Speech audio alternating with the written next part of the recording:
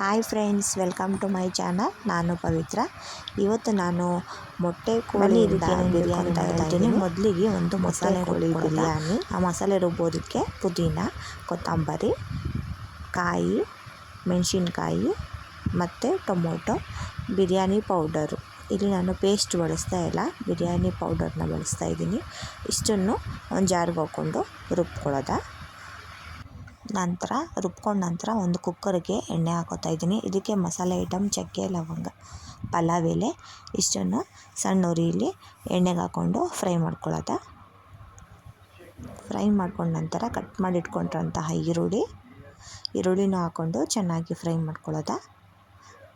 ಈರುಳ್ಳಿ brown colour ಬರೋವರೆಗೂ ಚೆನ್ನಾಗಿ ಫ್ರೈ ಮಾಡ್ಕೋಬೇಕು. ಅದಕ್ಕೆ ನಾನು ಸ್ವಲ್ಪ ಶುಂಠಿ ಬೆಳ್ಳುಳ್ಳಿ ಪೇಸ್ಟ್ ಹಾಕೋತಾ ಇದ್ದೀನಿ. ಶುಂಠಿ ಬೆಳ್ಳುಳ್ಳಿ ಪೇಸ್ಟ್ ಹಾಕ್ಕೊಂಡು ಮತ್ತೆ ಚೆನ್ನಾಗಿ ಫ್ರೈ ಮಾಡ್ಕೊಳ್ಳೋದ. ಮತ್ತು ಸ್ವಲ್ಪ ಅರಿಶಿನ ಚಿಕನ್ ಹಾಕೋತೀವಲ್ಲ, ಅದರಿಂದ ಸ್ವಲ್ಪ ಅರಿಶಿನ ಹಾಕ್ಕೊಂಡು ಹುರ್ಕೊಳ್ಳೋದ.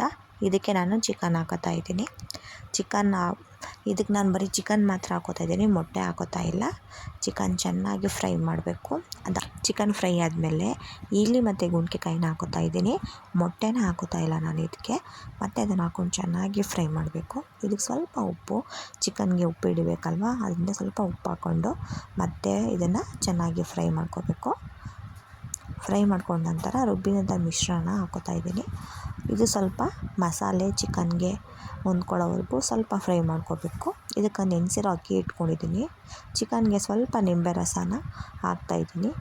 ನಾನು 2 ಲೋಟ ಅಕ್ಕಿ ತೊಗೊಂಡಿದ್ದೀನಿ, 4 ಲೋಟ ಅಷ್ಟು ನೀರನ್ನು ಹಾಕ್ತಿದ್ದೀನಿ. ಈಗ ನಾನು ಉಪ್ಪು ಮತ್ತು ಮೊಟ್ಟೆ ಎರಡನ್ನೂ ಹಾಕಿ ಚೆನ್ನಾಗಿ ಕುದಿಸ್ತಾ ಇದ್ದೀನಿ.